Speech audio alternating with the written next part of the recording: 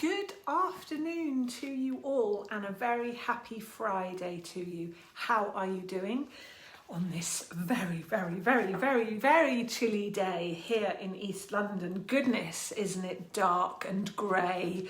We're into November, winter is coming and it's exceedingly gloomy and very cold here. I hope it's much nicer wherever you are. It's also been really foggy the last couple of mornings here. As you know, I live by the water here in the Docklands, and the last couple of mornings I haven't been able to see anything whatsoever out of any of the windows. Very spooky, almost a little bit kind of scary and spooky, and when you can't even see anything, it's kind of weird, right? Anyway, how are you doing? I'm sorry, I'm moving around a lot to make myself warm. My husband doesn't really like having the heating on, so we're a little bit cold here. Anyway, I hope it's much nicer wherever you are. Give me a wave or a thumbs up, or just tell me that you're there. Really nice to see you from wherever you are joining. I can see some people joining from overseas, so hopefully it's nice and not so chilly wherever you are. Hi Henrik, nice to see you. I'm guessing it's probably chilly where you are, up in Scandinavia there. Anyway, hope you are well and you are doing good. How is your family? How's your business? How's your team doing? We are going into our second national lockdown here in the UK. We went in yesterday. This time it's a lockdown of 4 weeks, so from yesterday through to the 2nd of December. So how are you feeling about that if you're in the UK? Henrik's saying Copenhagen is chilly too. Yeah, I'm guessing it is. And we've got from Christina, hazy sunshine here in Hertfordshire. We're glad to hear it. It's really grim here in London, so glad you're getting some sunshine. So how are we feeling about lockdown for those of us in the UK? Or how are you, Henrik, are you in lockdown in Denmark? I'm not sure if you are. A little bit more, a few more restrictions I think you've got. I know my nephew is in Aarhus in Denmark, and he tells me there's some more restrictions coming in. So how are we doing? How are we feeling about this long winter ahead of us? And also there's this question this time about how compliant are we feeling. In the UK, we were very compliant to the first lockdown, more so I think than the politicians expected us to be. This time there seems like there's more rumblings about, are people going to obey? Do people think the restrictions are too draconian? Do they think they're necessary? So how are you feeling about all of that? Or would you like me to move on? So tell me, how have things been for you? What have you been working on this week? Has it been a good one for you? Do let me know. So this week has been busy as always at my end. I actually stayed up on Tuesday night all night to watch the election. I do enjoy the drama of a good election. I do quite like politics. I'd sort of managed to wean myself off it the last few years. I used to be a real politics junkie, but I have to confess the last few weeks I've been a bit obsessively checking all the different news feeds, and I did stay up all night, even though I really need my sleep, so I knew I was going to pay for it. I have to confess Wednesday was a complete write-off, but I had blocked the whole day in my calendar, so I am fully recovered now, you'll be happy to know, even though the drama continues. Last week, of course, we talked about this long, dark winter that we have ahead of us, and I shared some of my tips for keeping yourself healthy and focused, both mentally and also physically, of course. If you haven't already watched it, I would really encourage you to go back and watch last week's live. Particularly if you're struggling with this. I know in the spring and the summer it felt very different than it does now. There's a completely different atmosphere around, certainly amongst the people that I talk to. So if you're looking for some tips just on how to keep your head in the game, then I would encourage you to watch that. Please do remember that if you're not okay, you can't possibly take care of your family, of your community, of your business, of your team, of your clients. So it's not selfish to look after yourself and make sure that you're okay. So please do prioritise your own well-being. Okay, so, oh yes, you can find the recording of last week's live in the group, along with every single live that I do each Friday. They're all there for you to watch whenever suits you, or to rewatch if you'd like to rewatch. So as you know, I do tend to take my cues from you in terms of what you find useful and helpful for me to cover in these lives. I get lots of questions and suggestions about what you would like me to cover. So sometimes maybe I'll read something or I'll reflect on something that's happened to me in the past in growing my various businesses, and I like to take those learnings and share with you. And often I share things from my book and also from things that I work with my clients on. But most often these lives really come from you. They come from conversations with you, questions and requests that I get from you in this community. So do tell me, where are you stuck? What questions do you have, and what challenges are you facing, whether you're just at the start of your business journey or whether you're several years in. This week I've had conversations with two current clients, but also one potential client, about planning, and I've also received quite a number of questions from you on this topic, so I realised that a lot of people are thinking about planning, so I thought I'd dive into this. So the question is, when there is so much uncertainty around, how do we plan? And is there really even any point in planning when there's so much uncertainty? Also, what needs to go into a good business plan? What do partners or investors look for? And how can you feel confident in your plan once you've made it? I know that some of you are pivoting your businesses, you're offering new online services or maybe even brand new offerings. Others amongst you I know are planning to spend this time making plans for a new business or a new direction for your existing business. And so it feels like a good time to talk about planning, a kind of a bit of a love-hate topic for many people, I know. A good plan, of course, needs to be both flexible and useful, of course. And I believe that now more than ever, we really do need to be able to get clear about what we can control. There's so much that we can't control. So what can we control and what can we plan for? Now more than ever, we need a good plan. So today I'd like to share with you some of my thoughts about, first of all, a good planning mindset, how to make your plan, and also the 6 things that need to go into your plan. So let's start off with that planning mindset. What do I mean by that? I had a session with a client this week and we were talking about mindset. His market is evolving and changing really, really quickly, and many new competitors are coming into his market. And it made me reflect on the fact that it's very easy to get distracted and also maybe even to feel a bit panicky when we see people coming into our market, when we see competitors coming in. But actually, it's really important to put that in perspective, but also to think about that from a bit of a different angle. Competitors are an indication that what's happening in your market is a positive thing, right? It's also, it gives you an indication of which way your market is traveling, that there's business to be had. You can absolutely learn from your competitors, maybe even partner with them. The client that I was talking to, I was very much encouraging him to reach out to his competitors, to have open conversations. You never quite know whether a competitor of yours might be looking to move in a new direction, whether you might be able to partner with them, whether there might be some synergies there, an opportunity to collaborate. So it's always good to be having conversations and building relationships. You never know where that next opportunity, where that next partnership might come from. But it is really important to remember that it isn't a race. Yeah, we are not in a race. Every one of us is offering, and every one of our businesses are offering something unique and special, and it's really important to focus on what you can do to add value to your market. You do need to listen to what the market is telling you in particular. What do your customers want? What are they spending money on? When you speak with potential customers, they might tell you that they're interested in buying something or exploring something that maybe you haven't quite figured out or are not yet offering. Of course, it's a bit of a bummer if it means that you lose that client, but there are always different ways of looking at things. So who could you partner with that offers that product or service? Could you agree a referral fee or some kind of arrangement with them? Also, and this took me quite a while to get my head around when I first started out, there will be there always will be more potential clients. Every year, there is a new group of people who enter the world of work. There's new business owners that start up new ventures. Every year, every month, there are new opportunities for growth and partnership. New people who become interested in whatever field each and every one of you is in.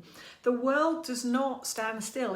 It never stands still. This year, more than anything, has taught us or reminded us of how the only constant in our lives is change.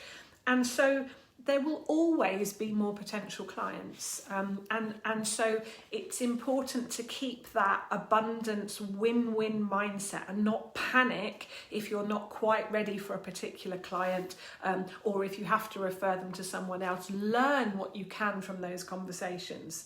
Your pool of potential clients is absolutely not static, but you do need to listen to your market, especially now more than ever. What are your clients spending their money on? What is your market telling you? So that's what I mean by being in the right mindset for making a plan. That openness, that flexibility, and really a listening mindset in terms of who you're speaking with, and you're learning all the time about what is your market telling you. Okay, so making a plan. People like to make this very complicated, and it really doesn't have to be. You know by now that I'm a very simple soul, and I do like to keep things simple.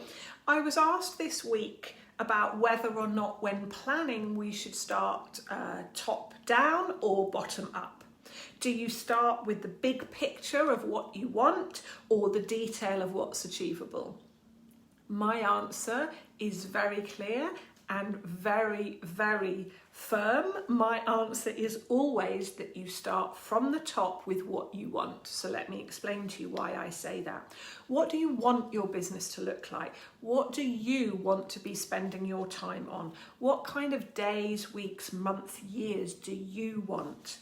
Remember that success looks really very different to each and every one of us. It's really important to understand the consequences of each choice that you make. For example, you could potentially generate a lot more revenue than you are currently doing, but maybe that might mean hiring more people and therefore your cost base goes up.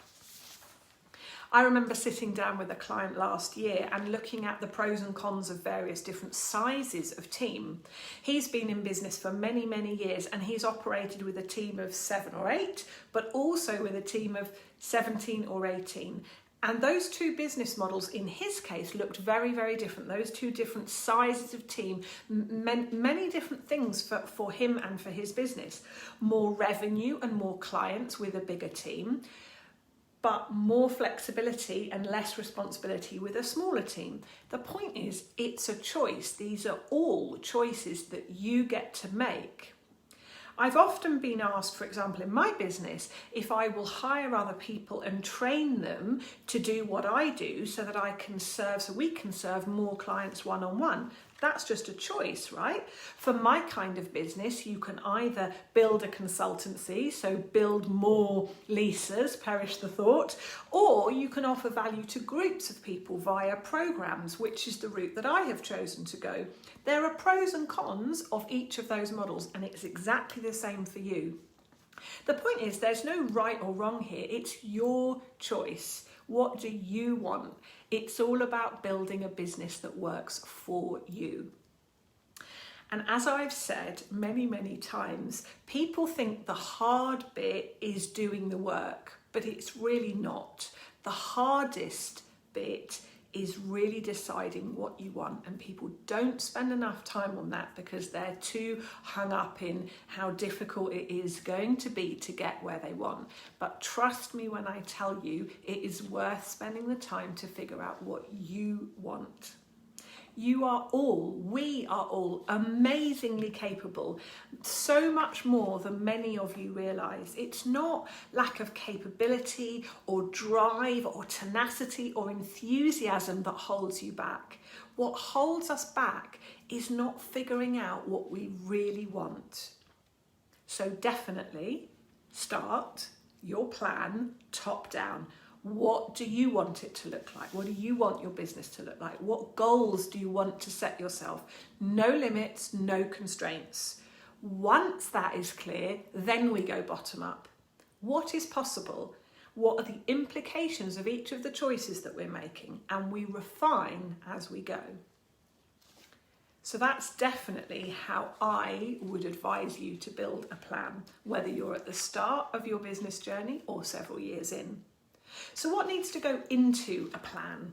What are the elements of what needs to go into your plan? A good business plan is, of course, all about data. It's about facts, it's about figures, and it's definitely about assumptions. As I've said before, a plan, of course, is out of date as soon as you've built it. And so some people say to me, well, what's the point in making a plan? Especially now when so many things are uncertain, what's the point?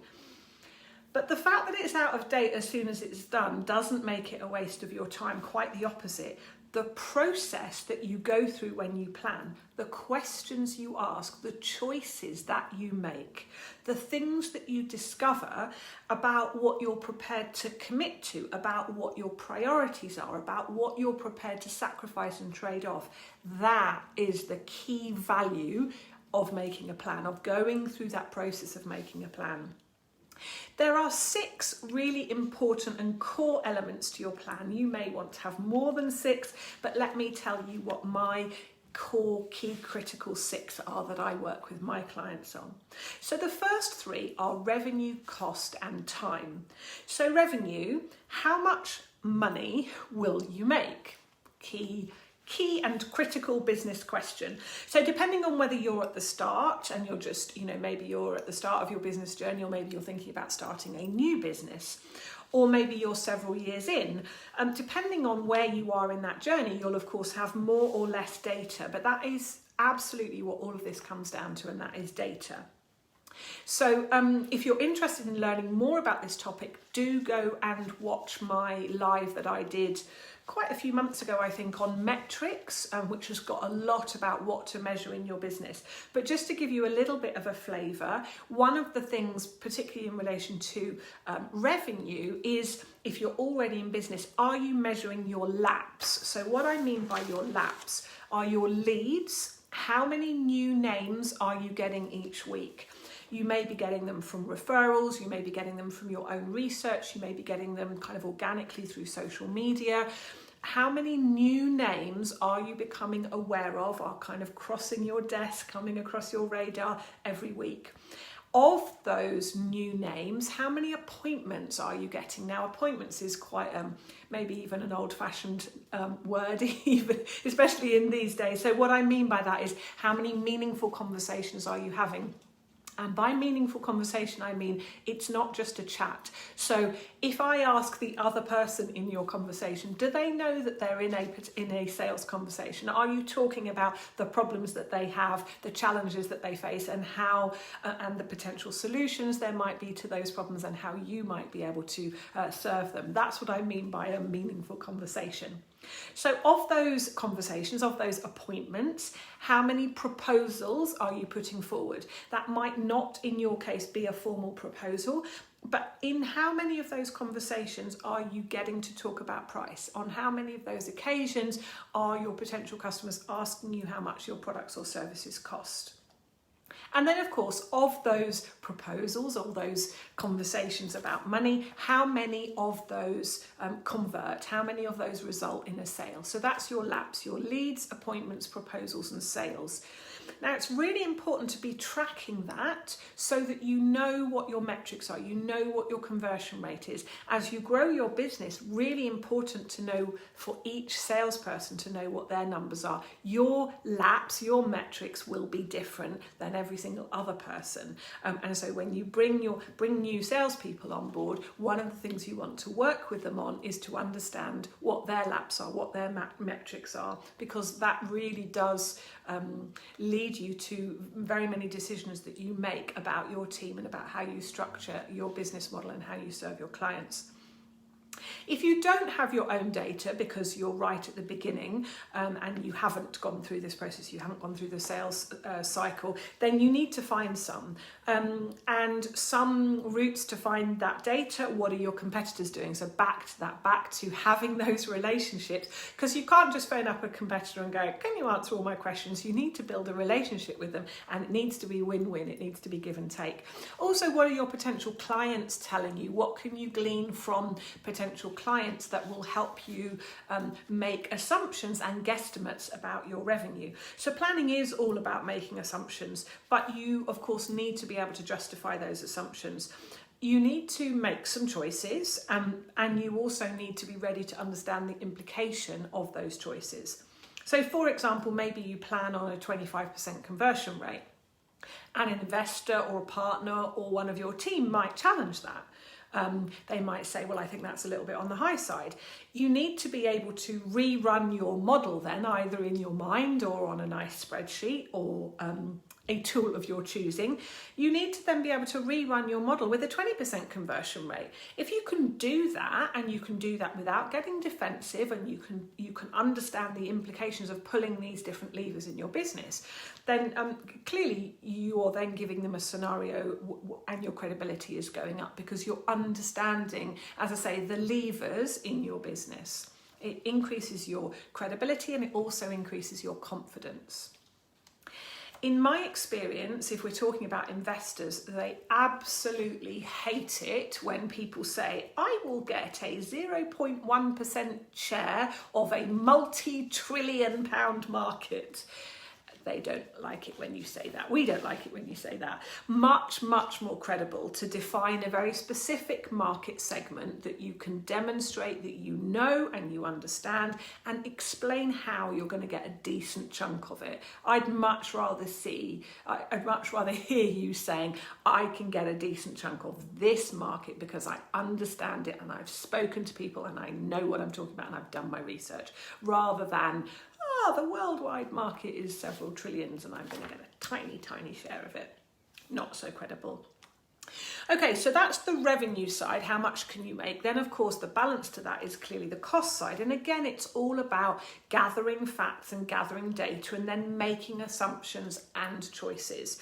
So how much will it cost you to build your product, if it is a product? How much will you spend on marketing? And what will that money get you?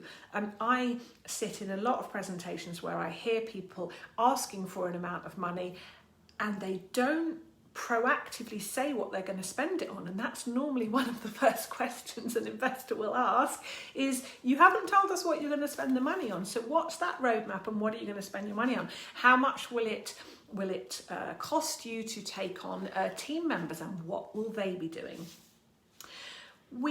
I've deliberately left time to the end of these first three, so revenue, cost and time, especially at the moment with so much uncertainty.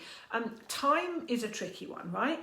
And so what I would definitely advise you, rather than getting too hung up about time, and I would be interested to hear your perspectives and your experience on this, what I work with my clients on is triggers rather than getting hung up too much about time. So what do I mean by triggers?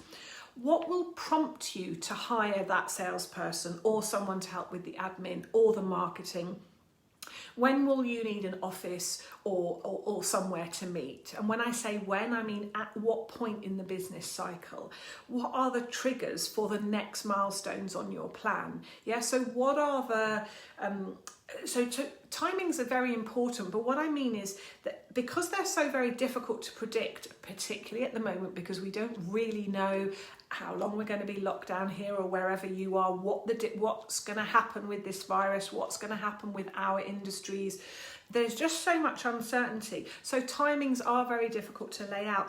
But what you can do, as I mentioned, is have a clear idea of what events or circumstances will trigger an action. So what events or circumstances, as I say, will trigger you hiring a certain person? What event or circumstances would trigger you launching an upgrade or a new product or a new line? Yeah. So what are those trigger points? And yes, of course, you might want want to put some indicative timelines, but I wouldn't get too hung up about time right now. But that doesn't mean you can't make a plan.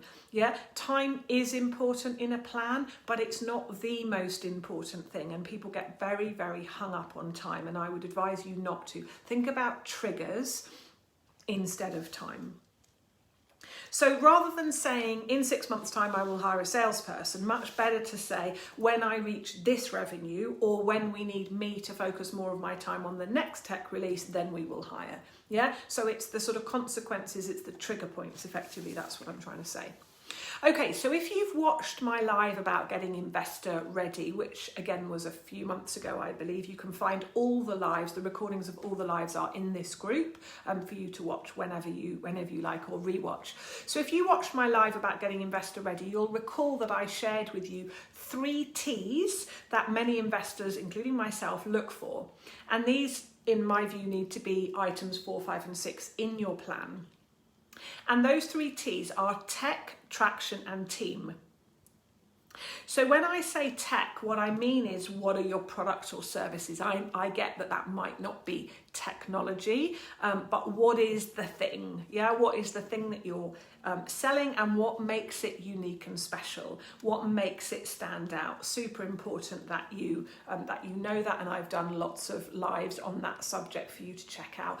What's the roadmap for those products and services? Yeah, so as an investor, I want to understand your product and what makes it unique, but I also want to understand what the timeline is, particularly if it's a product, and particularly if there's tech. I want to understand what that timeline is. If you can't give me a timeline, again, I want to know what the trigger points are. I will understand if you're not sure about time, but I do want to know what those trigger points are. When do new variations come online? What are the decisions that you need to make about your product roadmap? The second T is traction. So what evidence do you have that the market wants what you're selling? Yeah, so you may already have some sales, or you may have had conversations with prospective clients. As an investor, I want to know what you know about your market and what it is telling you, what feedback it is giving you, whether you're right at the beginning of your business journey or several years in. I still want to know what your market is telling you. And then the final T, and perhaps the most important one from my perspective, is team. Who is on your team, or what is your plan to build a team? What are the triggers to hire each of these people, whether they're employees or outsourced contractors? I don't mind so much. For me, that's a question of how you decide to structure your business and how you decide to pay people. But what is your plan for bringing on people? And very importantly, how will their skills and their energies complement yours? I want to see that you have an awareness of what puts you in your flow, and if you need help with that, you know that I can help you figure that out. What gives you energy and what drains you, and therefore who you need around you to make you successful. If I'm going to invest in you, I want you to have that awareness, and I want you to have that understanding. So if we pull all this together into our business plan, which doesn't have to be hundreds of pages long and super complicated, as I say, we do like to make things complicated, and there's really no need. So let's bring those 6 elements of a good plan together: revenue, cost, time, tech, traction and team. All and each and every one of those with data to back them up, and then all based on assumptions and choices that you have made. Remember, this is not about getting it right, but it's about it being a convincing narrative. And remember, so important, the first person that you need to convince is you. If you don't believe your own story, then nobody else will. No one is going to come on board as a partner, as an investor, as an employee, if they don't believe, and they're not going to believe if you don't believe. It's very obvious when somebody doesn't believe what they're telling you. So I know that maybe for some of you it feels a little bit weird that I'm putting so much emphasis on you as the business owner. But in those dark moments where you feel alone and things are tough, and I hope you don't have too many of those, that's what I'm here, and we're here to support you through that. But there are times where it's terribly lonely being an entrepreneur, and there are tough times, and I know many of you are going through tough times at the moment. In those dark and tough moments, If you're building something that you truly believe in and that you truly want to succeed, that, more than anything else, is what is going to get you through. So they are my thoughts on planning in business and how to put together your business plan. I'm interested to know what are your thoughts? How are you feeling about planning? Do you have a plan for your business?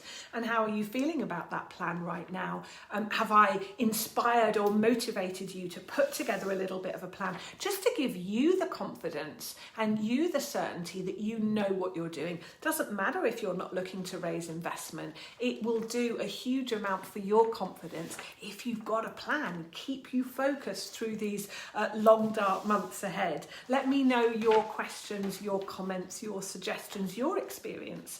I'm going to close today's live with 2 quotes about planning, and I thought in this week that I would go for quotes from 2 American presidents. So the first one is from Dwight Eisenhower, who was the 34th President of the United States. And what he had to say on the subject of planning is, "In preparing for battle, I have always found that plans are useless, but planning is indispensable." And secondly, from John F. Kennedy. I don't know which number president he was, perhaps one of you can tell me. And what he has to say about planning is, "The time to repair the roof is when the sun is shining." So take this time now to make yourself a plan. What do you want your days to look like? How would you like to be spending your time? What do you want your business to look like? Listen to yourself and ask yourself, what do you need to spend more time in your flow? Ask yourself, what would a business that really works for me look like? What would that look like? Let me know your thoughts and questions on this or any other topic relating to how to grow a business that works for you. What area of business, growing a business, selling a business, raising investment, starting a business, building a team, building a management team, getting out of the day-to-day. What area of business would you like me to speak about next? If you haven't already got your free copy of my book, The Real Entrepreneur, do check out therealentrepreneur.book.com where you can order your free copy. If you prefer an Audible version or a Kindle version, then you can get those via Amazon in the usual way. I do hope that you have a lovely weekend, whatever you're doing and whoever you're doing it with. I wish you a very happy and peaceful time. As always, if you want to talk, then you do know where I am. Please remember to be where you are in the journey. You don't need to know it all and you don't have to do it all. Take care, stay safe, and do keep in touch. Bye for now.